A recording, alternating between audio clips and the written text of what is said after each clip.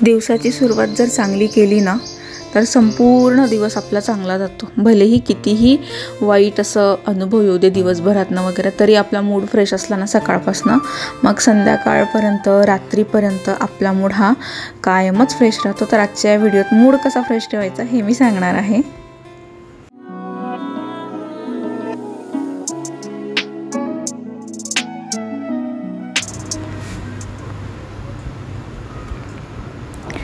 नमस्कार मंडळी, मी unfiltered wife Maugham पुन्हा एकदा तुम्हा सगळ्यांचं आपल्या चॅनलवर मनापासून स्वागत करते। तर टायटल तुम्हाला आधी समजलंच की आपला दिवसभर मूड कसा फ्रेश राहिला पाहिजे। तर काय करावं, सुरुवात आपली सकाळची उठल्यानंतर खूप चांगली करा आणि आपली सुरुवात ही आपल्या खाण्यापिण्यापासून असते।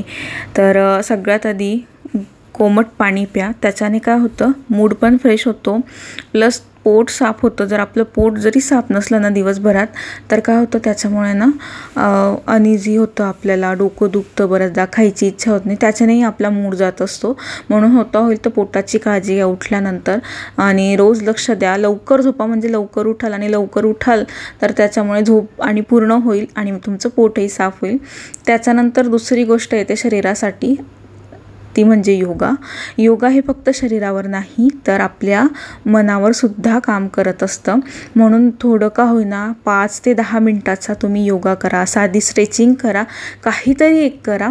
योगा आणि प्राणायाम केलंच पाहिजे। आत्ता मी जे बेसिक गोष्टी मला गरजेच्या वाटतात ना सकाळी सकाळी बॉडी स्ट्रेचिंगसाठी, काही सूक्ष्म व्यायाम किंवा काही असे एक्सरसाइज ते आम्ही करते।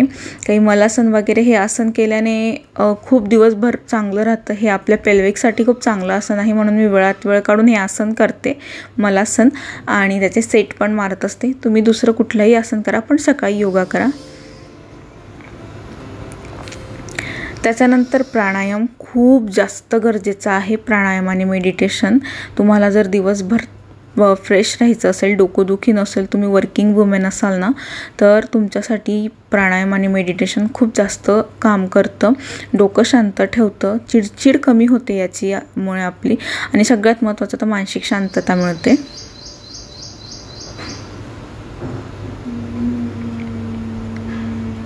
किती सुंदर आवाज येतोय ना चिमणीचा।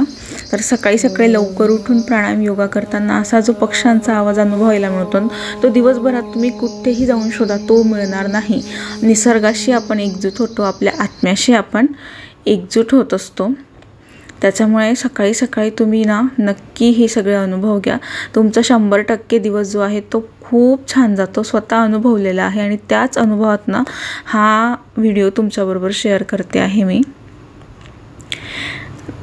त्याच्यानंतर तुम्ही ओंकार साधना पण केली पाहिजे, खूप जास्त नाही, 11 वेळेस नाही, 5 वेळेस नाही, पण त्रिवार म्हणजे 3 वेळेस तरी तुम्ही ही ओंकार साधना करा।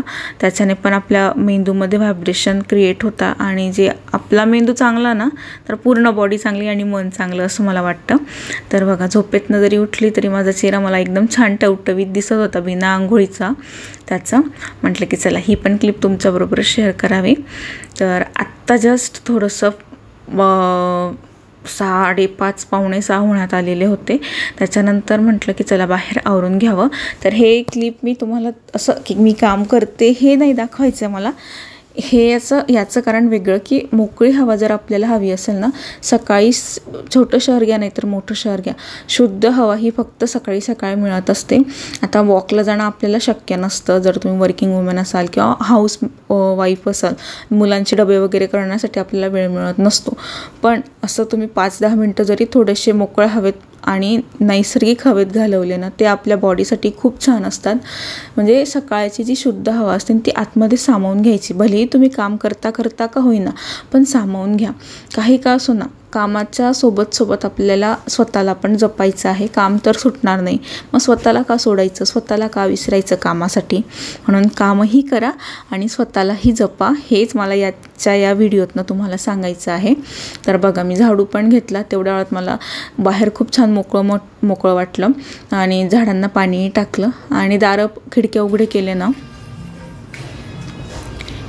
की मग त्याचं छान शुद्ध हवा घरात येते। त्याच्यानंतर आंघोळ वगैरे करून देवाजवळ दिवा लावायचा, खूप मन प्रसन्न होऊन जातं। ह्या सगळ्या ॲक्टिव्हिटीमध्येच आपल्याला एक तरतरी येते दिवसभराच्या जे काही आपलं रुटीन असताना त्या रुटीन बरोबर लढायला म्हणा किंवा ते रुटीन फेस करायला म्हणा, खूप छान तरतरी आपल्याला आलेली असते, एनर्जी आपल्याला मिळालेली असते.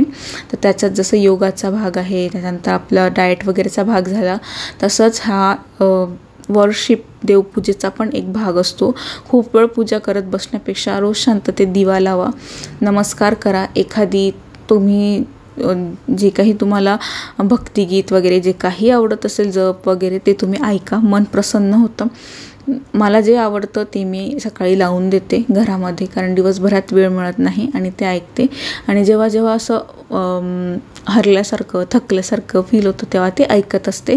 तर ही एक ॲक्टिव्हिटी म्हणण्यापेक्षा की नित्यनियमाने ह्या सगळ्या गोष्टी आपण करतो, तर त्याच्यामध्ये देवाची पूजासुद्धा येते, जी सकाळ संध्याकाळ केलीच पाहिजे. तुम्ही मानता नाही मानत हा तुमचा प्रश्न, पण मी मानते आणि माझ्या आयुष्यातला एक महत्त्वाचा भाग आहे सकाळ संध्याकाळ देवाची पूजा करणं. जशा इतर गोष्टी महत्त्वाच्या आहेत ना, तसंच हे पण माझ्यासाठी खूप महत्त्वाचं आहे.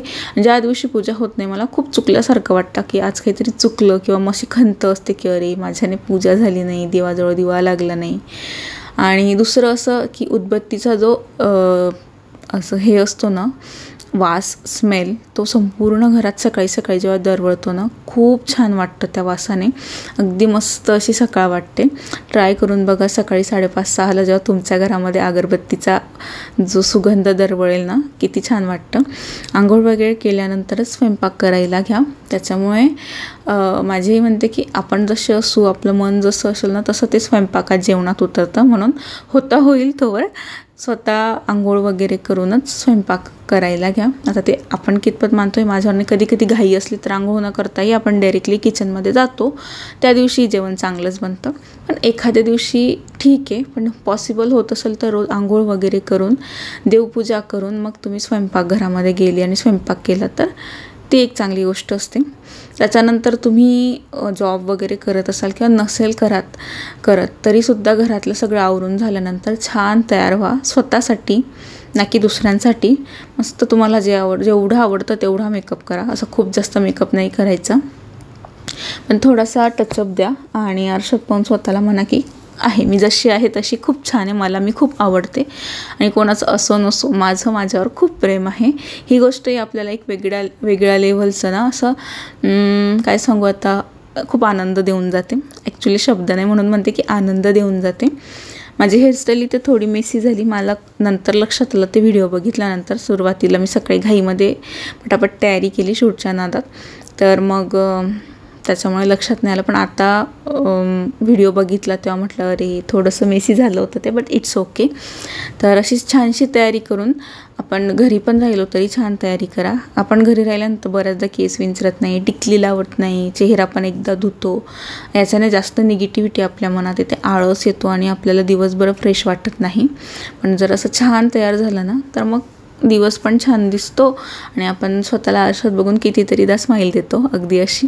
त्याच्यानंतर दुसरी गोष्ट अशी असते की आपलं खानपान व्यवस्थित ठेवा. व्यवस्थित म्हणजे आता खूप जास्त भारी भारी खायचं असं नाही. नाश्ता वेळेवर घ्या, सकाळचा नाश्ता आवर्जून करा, कारण सकाळची 9च्या आत केलेली न्याहारी ना ती आपल्याला दिवसभर एनर्जी देऊन जाते. त्याच्यामुळे आत्ता डिरेक्टली मी दुपारी भेटते तुम्हाला बघा, सकाळचा तो ताजा तरतरीतपणा आताही माझ्या चेहऱ्यावर टिकून आहे, त्याला हेच कारण असतं. तर घरी आल्यानंतर आता हे थोडेसे घरातल्या क्लिप आहेत त्या मी शेअर करते की मी घरी आल्यानंतर बाकीची सगळी कामं करूनही इतर कामं आपण कसे ॲडजस्ट करतो. तर ही मेथी मी मागच्या 1-2 दिवसापूर्वीच्या व्हिडिओमध्ये दाखवली होते, भिजायला ठेवली होती मोड आणायला. खूप सही मोड आलेत त्याला. तर मी ना मोड आणून तिला फ्रीजमध्ये ठेवून दिली, कारण वेळ मिळत नव्हता तिच्यावर जो प्रयोग करायचा आहे तो प्रयोग करण्यासाठी. पण म्हटलं की चला असंच जर आपण आळशीपणा केला तर मग ती राहूनच जाईल. म्हणून आज वेळात वेळ काढून त्या मेथीचं जे काय आहे तो सोक्षमोक्ष लावायचा होता मला फायनली, म्हणून फ्रीजमधनं ती काढली आणि तुमच्याबरोबर शेअर करते. खूप मस्त असे त्याला मोड आलेले, थोडी थोडी मटकीसारखी दिसते ती, कारण पिवळा रंग आहे त्याचा. पण त्याचा जो रंग आहे तो रुमालाला लागला आणि तो रुमाल पूर्ण पिवळा झालेला आहे. एवढा भारी त्याला ओरिजिनल ऑर्गॅनिक पिवळा कलर होता त्याच्यात मेथीमध्ये. तर मी थोडी काढून घेते मेथी, जेवढं मेथीचं मला काम आहे. अगदी बोटांवर मोजण्या इतकी मेथी बाजूला राहील. तर बघू आता. मग ही मेथी मी आता एका बाजूला करून घेते आणि उरलेल्या मेथी उडदाच्या डाळीत किंवा बटाट्याच्या भाजीत टाकलं ना की त्याचा उपयोग होऊन जातो. बरं, आता हे मी जे करते ना, हा जो तार आहे माझ्या हातात तो गाळणीचा तार आहे. म्हणजे चहा गाळायची गाळणी तुटली आणि त्याचा हा तार राहिलेला होता, तुम्ही राहू दिला असे रिकामे कामं करण्यासाठी. तर मेथीचं मला भाजी लावायची आहे, म्हणजे रोपटे लावायचे आहेत त्या मेथीच्या दाण्यांचे. तर हे जे बाऊल होतं ते फुटलं होतं, यात मी कणिक भिजवून ठेवायची, पण ते फुटलं, त्या दिवशी पडलं. म्हटलं वाया काय घालवू, म्हणून मग मी याचा सदुपयोग करून घेते दुसरा. तर असा उपयोग करू शकता. आता जुनं भांडं होतं आणि जुनी ती गाळणी तुटल्याचा जो तार होता ना, दोघंही माझ्या उपयोगात येत आहेत. तो तार तर खूप दिवस उपयोगात येईल आणि हे बाऊलही झाडे लावण्यासाठी एकदम मस्त कामात येईल. याच्यात माझ्याकडे माती होती, नर्सरीतनं आणलेली, तीच माती टाकून घेतली. हे जे काही गार्डन किट मी मागवलं आहे ना, त्याची लिंक मी डिस्क्रिप्शन बॉक्समध्ये देते. खूप युजफुल आहे हा जो गार्डन किट आहे तो, आपलं छोटंसं गार्डन मेंटेन करण्यासाठी.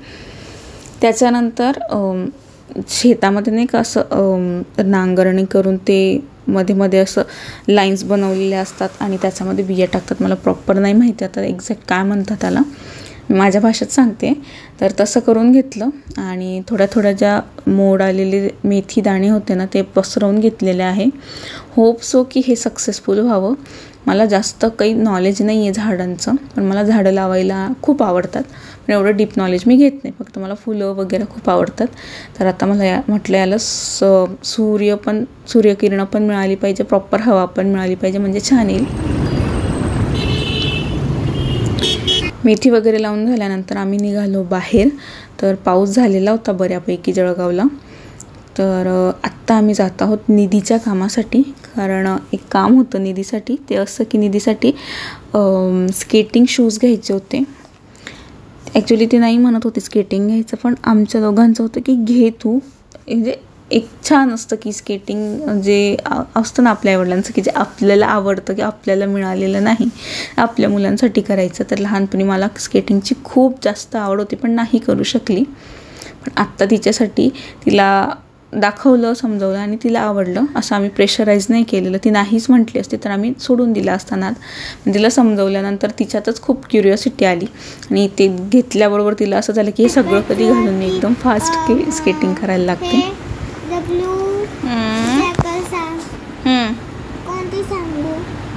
ब्ल्यू ओके, खटपट चुवा सांग.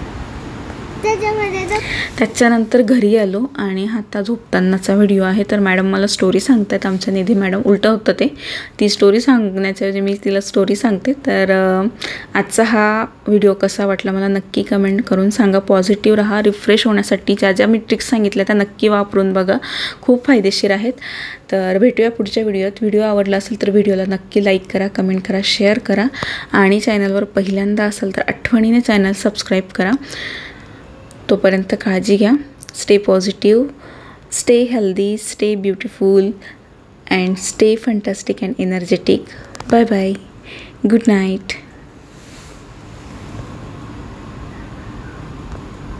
त्याच्या मम्मीने बोललं बॉल उठून, हा बॉल उठून घेतला. अच्छा. यानंतर तो खेळत होता.